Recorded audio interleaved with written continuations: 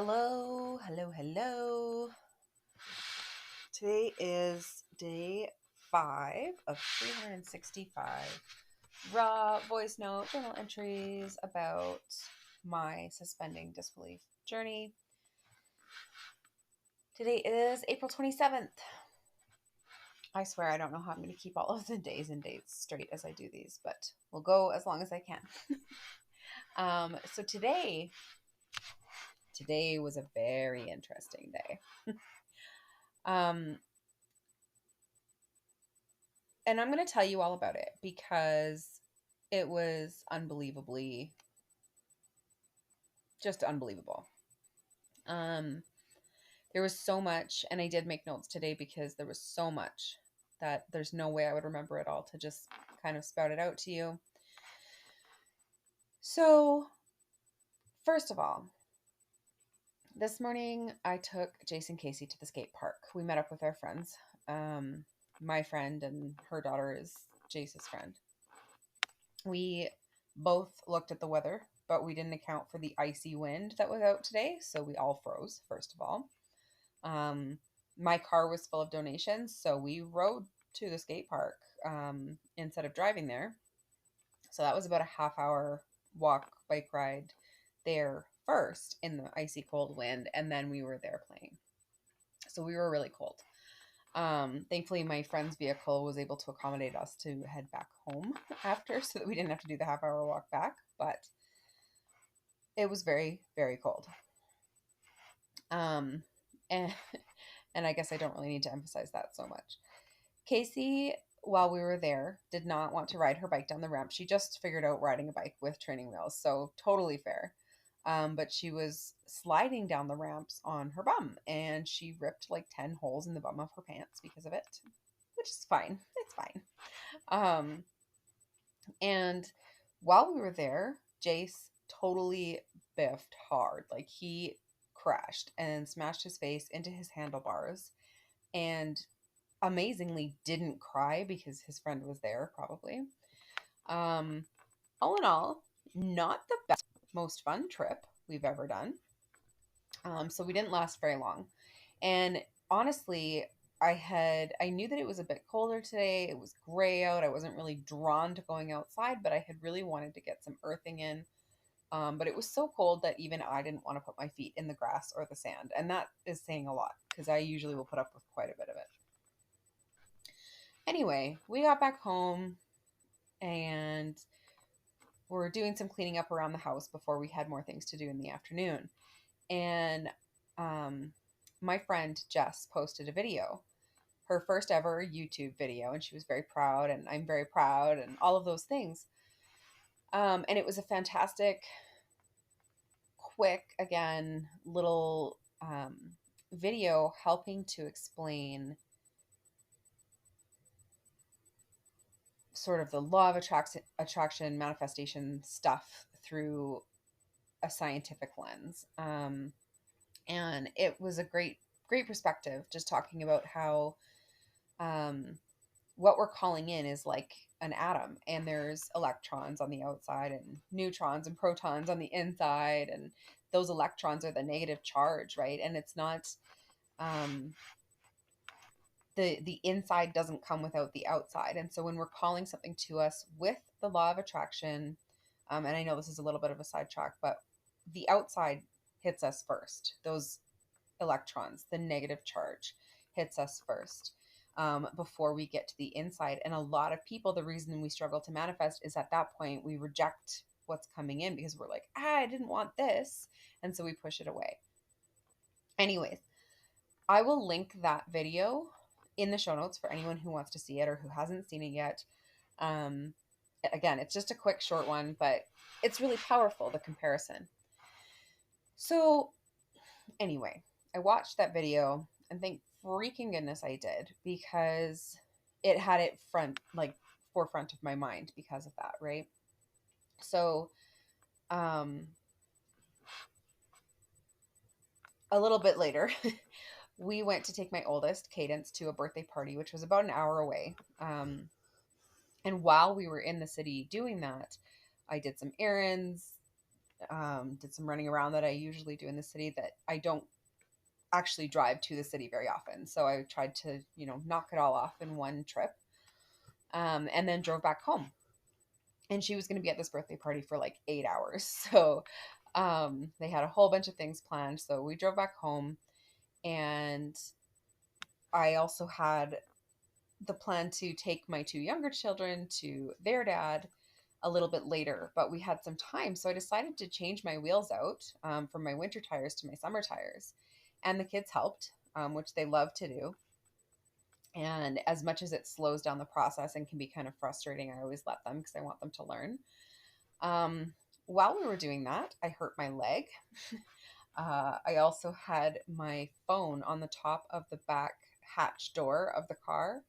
And Jace, my son, he opened the hatch door. The phone slid into the crack, and Jace closed the hatch door. So, poof, crunch, no more phone. It still turns on, but it has absolutely no reactivity to anything. I can't do anything with it. It is destroyed. So, this is, although it was like already afternoon, this is relatively the beginning of our day, which meant that I had no internet access all day while I was out and about. No way of contacting people except for my watch, etc. And that's not so bad, except for I was doing all of this running around, and it just would have made life easier. Anyway, also, Jace was tightening bolts for me on the wheels after putting the new ones on, and I was just checking them after and tightening them up a bit more. And really good practice for him, right? All good until I forgot to check one tire. So we got all loaded up to take them to their dad's, and their bikes are in the car. Everything's all loaded up, and I'm driving. I'm like, something feels kind of weird. And of course, I'm paying attention because I know I just changed out my wheels and like, got to be careful. But the second we got on the highway, I was like, holy shit. I pulled over. It was wobbling like crazy, and I had to start over with that wheel on the side of the road. Thankfully, it didn't fall off because that would have been a nightmare. But that happened. It was a little scary. I'm also really, really grateful that I know how to do these things so that I was able to fix it in the moment, not have to like call somebody to help me or, whatever, especially with a broken phone. But that happened. Anyway, so I finally dropped the kids off to their dad, and I had a couple of hours to kill until it was time to go get Cadence. And I was starving, so I was going to go grab some food and realized I had no money in the accounts on my card and I needed to transfer it. But I had no phone.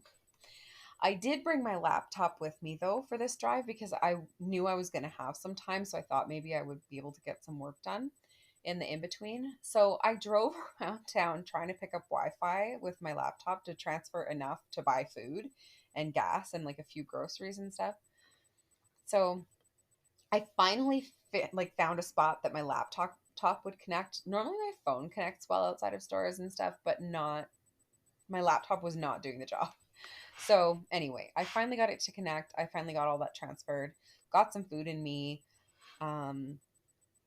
went to get gas for the car, and the pay at the pump would not let me put my card into the slot. Like it was like there was something in the way. It was locked. It would not let me put my card in. So that was difficult. But I finally got gas in the car and went to Walmart to get some groceries and a birthday gift to bring for the end of the party because it was that kind of day, right? That I was doing everything last minute. Oh, and my ex had given me an old phone of his to try and transfer over as like a salvage for, in the moment, because I can't afford to buy a new phone right in this moment. And I didn't realize though, when he gave it to me, it still had all kinds of stuff on it. So I didn't know if I could actually erase it or not. So I'm in Walmart. I tried to hook his old phone up to the Wi-Fi because it's not on a payment plan. And like, that's cool. That worked. But then I tried to log into the banking app on there to see exactly how much I had left in there, or if I needed to transfer more money, whatever. And it wanted me to do two-factor authentication with an emailed code. So I'm like, cool. whatever. I go to sign into my Gmail on his phone. There's no Gmail app because he has a Hotmail account. So I try to download the app from the App Store, but then I need his Apple ID password to approve the download. So I go on Safari and I try to log in to Gmail through the browser, and it wants two-factor authentication through a notification sent to my phone, which no longer works. So, dead end. So I estimate how much is left in my account to get the bare necessities and get out of the store, right? Because at this point I'm like, holy hell, this is ridiculous. I get up to the till and I left my bank card in the motherfucking car. I had to run out and get it because I couldn't just say fuck it. I needed this birthday gift and the deodorant, bare minimum, okay, on top of, a few extras that would be nice. So, whatever. I went and got the bank card, got that done. Then I start driving to my friend's place to hang out for a bit before heading home with Cadence. But of course, the birthday party didn't start at my friend's house, and I haven't been to her new place more than once, and it was a couple of years ago now.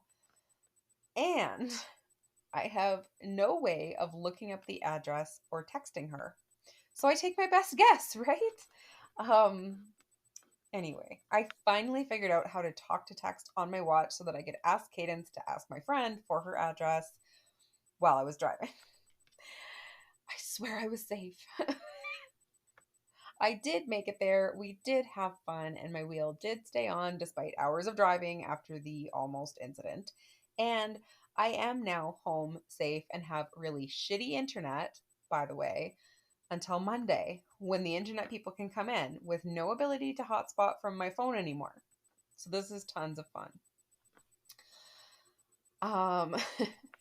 I am so grateful that I watched Jess's video earlier before everything got so out of hand so that I was able to think, oh man, this is so bad.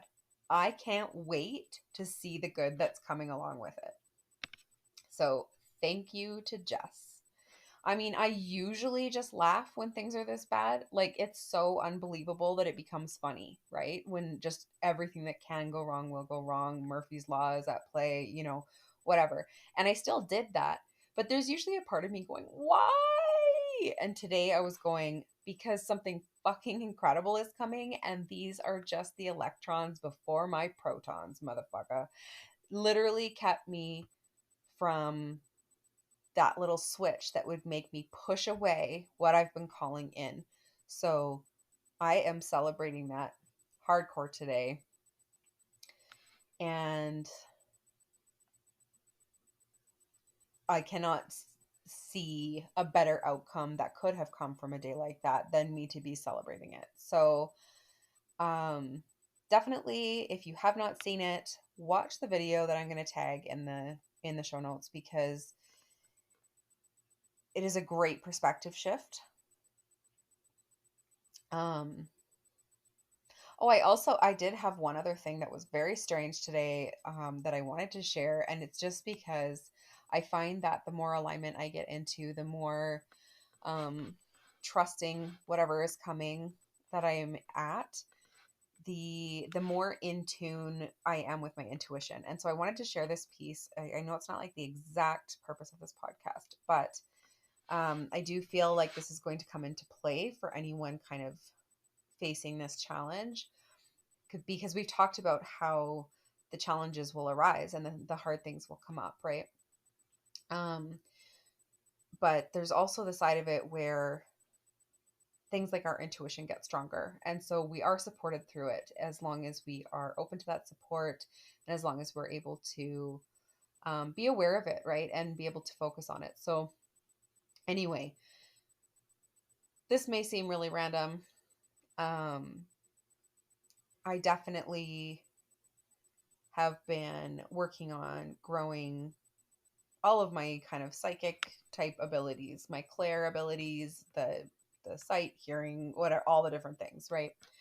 For a long time now, for the last 2 years, especially. And today it was so random.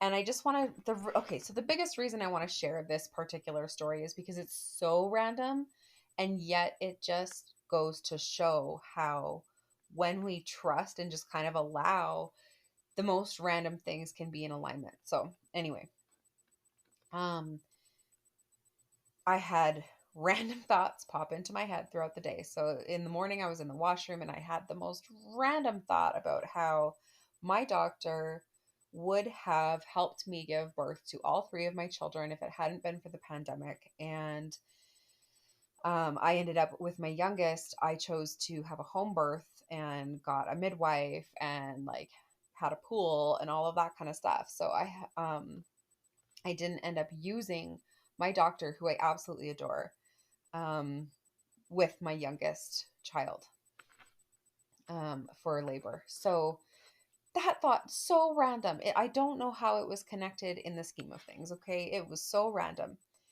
And then a few hours later, while driving, I had the thought, like, man, it's been a while since I've been to see my doctor. And I had the thought, like, I bet you that she will retire before I can even get in to see her again. Because it's really hard to get in, right? She's busy. She's like booked up all the time. And that's just kind of how things are, right? Anyway, had that thought of like, it's been so long and geez, she's probably just going to retire before I even get in there again. And this was before I had dropped Jace and Casey off to their dad.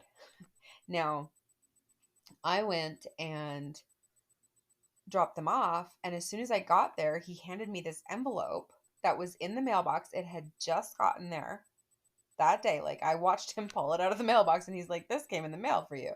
And nothing for me ever comes there anymore. I've been gone for almost 2 years, right? So it's like almost never that something comes in there that's for me.